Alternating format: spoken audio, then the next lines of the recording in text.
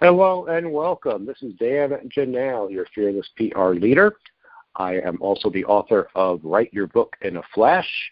I help people just like you write their books, either as a book coach, developmental editor, or even as a ghostwriter. And I'm delighted to welcome you to our monthly Ask Me Anything call, where I answer people's questions about writing and promoting and marketing their books. We have a few questions today, and I'll get to them in just a minute. Well, I want to give you a quick update on what I've been up to. First of all, I want to thank all of you who have bought and reviewed my copy of, bought and reviewed my book, Write Your Book in a Flash. I just noticed on Amazon yesterday that we received our 50th review.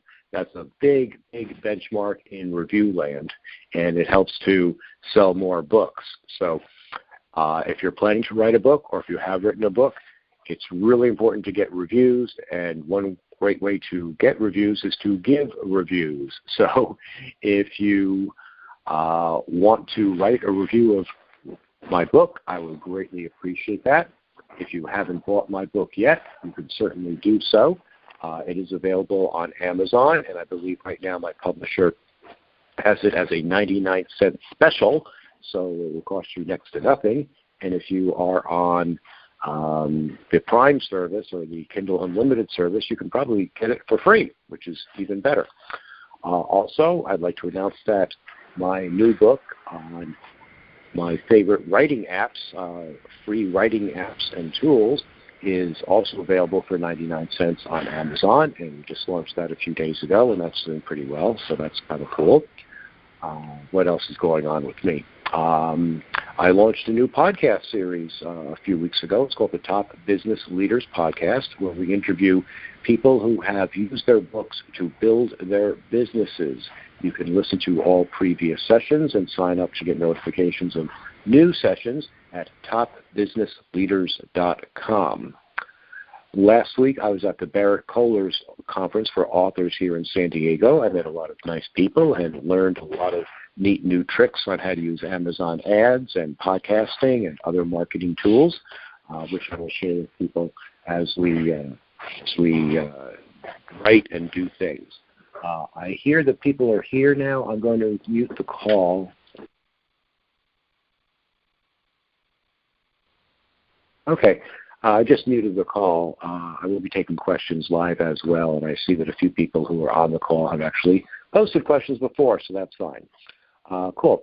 And also on the What's New with Me, my last item is that I am going to start sending and writing articles on publicity once a week, and on books, how to write them, how to market them, how to promote them. Every week, that should start up either this week or next week, depending on when my webmaster gets everything lined up properly. So check your mailboxes probably every Tuesday for the PR articles, and every Thursday for the articles on books. And I hope you enjoy them, and I'm always open to your questions and ideas. So with that being said, let's turn to this week's questions. Myrna asks, do I need to trademark the title of my book? The answer is no. First of all, you cannot trademark the title of a book. I'm not a lawyer, so this goes without saying. Go online and type these same questions, and you very well may find answers from real lawyers who can help you. You probably mean to ask, do I need to copyright the title of my book? And the answer to that is no. In fact, you cannot copyright the title of the book. You can copyright the content of your book, but there's no law. You just cannot copyright the title of the book. So you can write a book and call it War and Peace or Love Story or Gone Girl, and there's nothing that anyone can do to you. Of course, you probably won't make the sale anyway because of the confusion, but that's the answer. And if you do need to go to copyright your book, you can just go to the U.S. Copyright Office and fill out a very simple form and pay them, I think, $35 or so, and have your book copyrighted. Stephen asks, when should you build your platform? Before you write or after you write? I hear that you can get an agent more easily if you have a large platform. Well, I don't want to mealy mouth this answer, but you should be building your platform immediately and never, ever stop. The minute you stop building your platform, the minute you stop marketing your book is the minute your book dies. You can never have a big enough platform. You can never have too many friends, too many allies, or too many people on your lists, and it starts today. So what does that mean to your writing? Well, you have to write your book too. So they really do go hand in hand. And let's face it, you're not going to write 24 hours a day. You're not going to market 24 hours a day.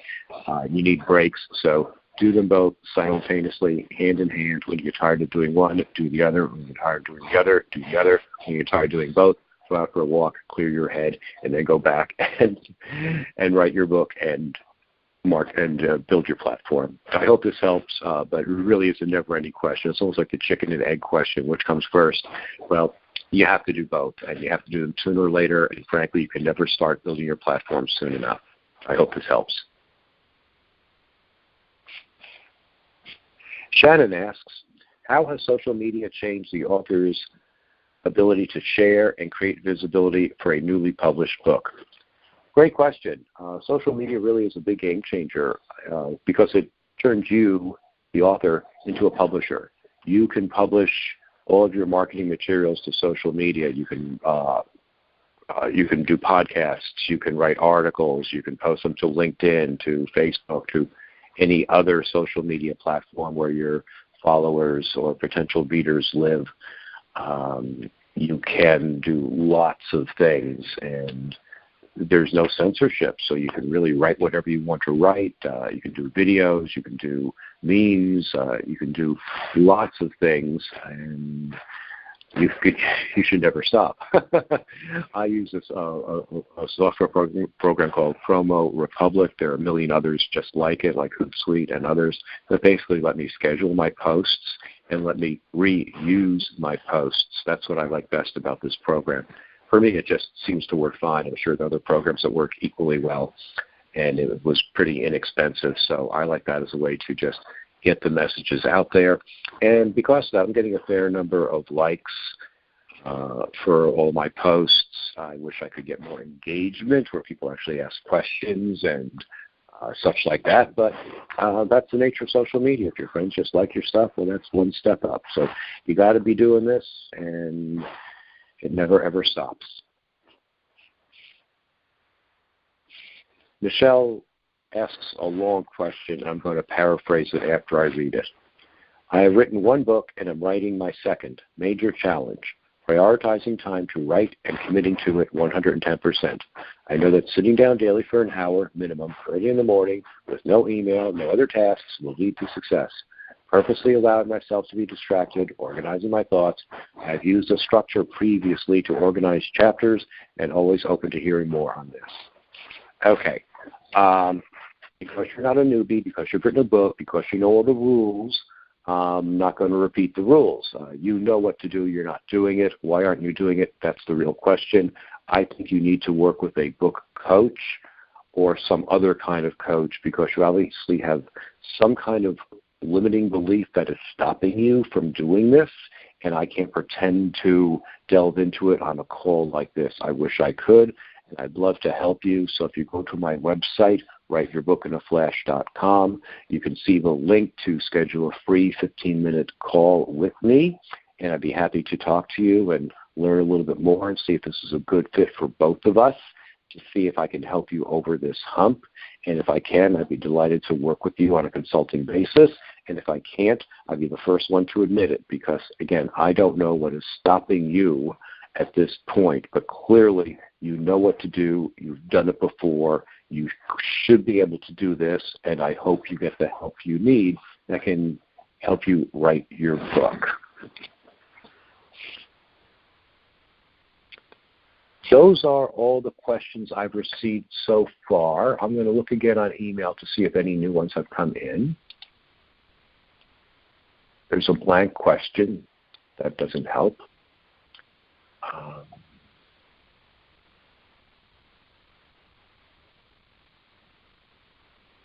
I don't see any more questions there. I'm going to open up the phone lines and see if anyone else has questions here.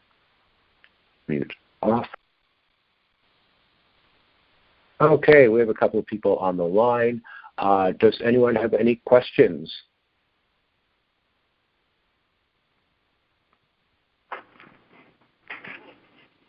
Oh, this is where you don't be shy, because if there are no questions, we'll end the call. So I'll call out your name, and if you do have a question, just say yes or no, and then we'll just move on. So, Jeff? Well, I'm new to writing. This is my first book, and I have a lot of questions. I guess I just jumped on. I'm sorry, I got on a couple minutes late. The one of the questions I have is, since I'm quite a ways out in finishing my book, should I really start? When would I start promoting? Like starting to try to get talking engagements and things like that, and how would I bring the book into that? Like talk about the book. Okay, great. Well, congratulations, and thanks for joining on the call. We do have more than 100 previously asked questions on my YouTube channel, so you might want to go to YouTube and look for Write Your Book in a Flash or Dan Janal, and you'll find my site there with lots of frequently asked questions that you may not have thought of or you will think of, so you'll get the help when you need it. The question about marketing. When you're just writing your book, at this point, you should be building your platform. So the easiest thing for you just very well might be reaching out on LinkedIn and writing articles and posting them there and getting people to like them and to start to engage with them and start to build your LinkedIn platform and meet people that way. Depending on if there are groups that your book would naturally appeal to, you can join those groups on LinkedIn or Facebook or any other social media platform and start making a name for yourself. Help people, answer other people's questions, ask intelligent questions. People want to get to know you. You'll start standing out because a lot of people just lurk in those situations. So if you just raise your hand and be visible, you'll start to become a leader in those groups, and people will start to follow you. So that's probably the easiest, low-stress thing you can do now while you're writing your book. Also, start to put little promotions in the bottoms of your email saying, author of this book, to be released in whatever date, whatever, and reach out that way. You could also start reaching out to other people who to become beta readers to help you give some feedback on your book. So I hope those are just some ideas to help you get started. Does that help? It does, Dan. And one other question I have is, I'm writing this, but also with my wife. We run a non-hospice, a dog hospice, actually. It's a nonprofit. And we're very, very well known because we have a unique approach to it. Very holistic. The dogs actually live in our home, 25-plus dogs at a time that we rescue from shelters that are going to be destroyed. So we do have a big social media following. This will be our first book, like I said. I'm writing it, but it's with a ton of input from my wife. She's really the face of Monkey's House. That's the name of our organization. So I want to make sure that she's helping me with the book, even though I'm kind of writing it from my point of view. But I need to make sure that it's co-authored, I guess, from both of us because she, like I said, she's the face of Monkey's House. So how do I go about do that? Do I just still write it from my point of view, getting her input, and then we're both authors? I'm not sure exactly how I should do that. It all sounds like it's more of a marital question than a business question. The easy answer is to make it co-authored by both of you and quote her whenever you're using her material in the book. And it's okay to have two voices going back and forth in a book like that to say that, that Jeff's, I'm not sure if your first name is Jeff or your last name is Jeff, so I apologize to you. But Jeff says this and wife says this, and that's fine. So if she's not part of the main part of the book, she might write the foreword or the introduction to the book in her own name with her own signature at the bottom of that. So that might be a way to help that situation as well. But if you are using her information, you should let the public know that it is her, especially if she is the face of the organization, because she'll have her fans and people won't know you. So don't put this positive. Take advantage of her celebrity and her fame, because that's what people are going to expect to see. And that's exactly what I was thinking. She was a 2017 CNN hero, so definitely we need to use her for publicity. Great. Okay, it sounds like a very interesting book. Good luck with it. Thank you. Stephen, do you have any questions?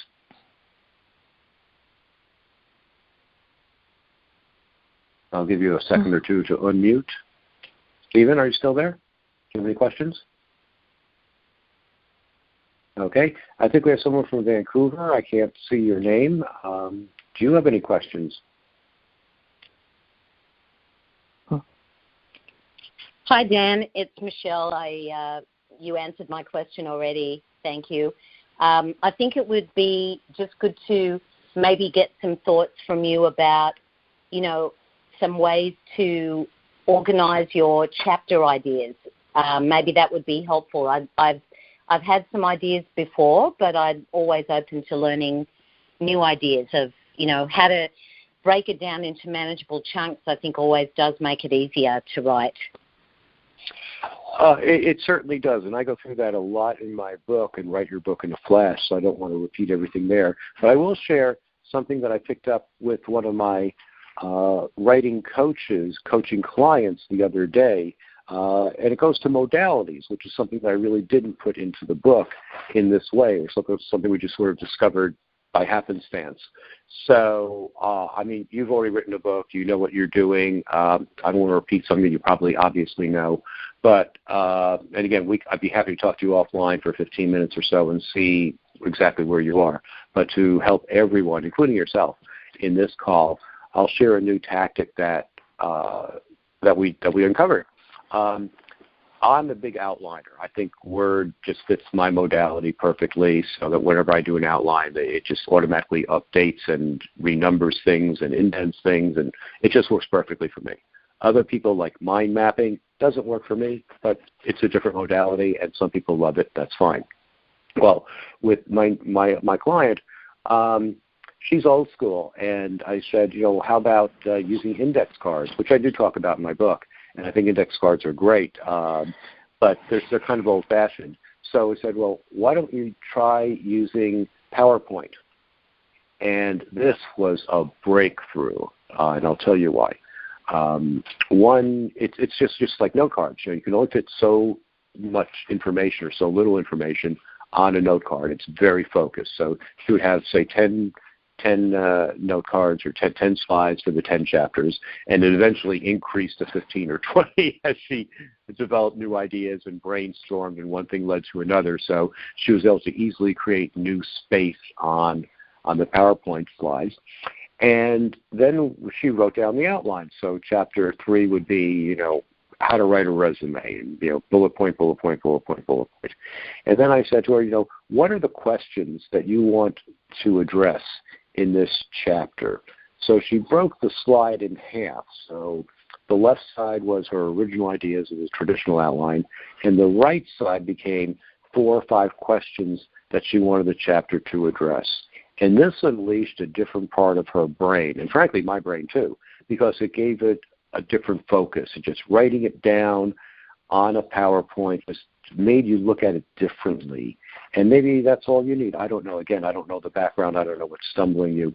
But you might try something like that to just give your brain a wake-up and a new way of looking at the material, and maybe that will help you move to the next level. I don't know, but I really liked it. And as her developmental editor, it really helped me understand where she was going, and it also held her accountable to make sure that the chapter really answered those questions that she initially set out to do. So it kept her focused. So that was a cool idea that we really discovered just by happenstance, and it worked for her and her modality.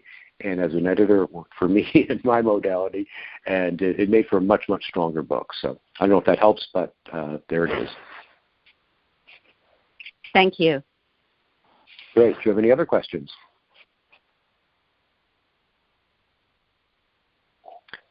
I guess not.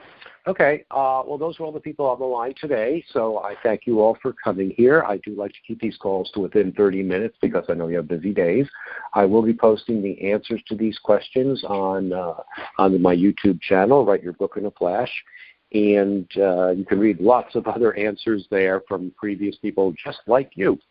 And I hope that helps, and I hope to see you again next month. We do these once a month, the last Friday of the month. You can ask me anything, and if I don't know the answer, I'll be the first one to say it. And if you think I can help you as your book coach or developmental editor, please feel free to set up a 15-minute no-obligation appointment with me, and you can learn more about that on my website, which, of course, is writeyourbookinaflash.com. Thank you very much, and have a great weekend, everyone. Goodbye. Bye. Bye.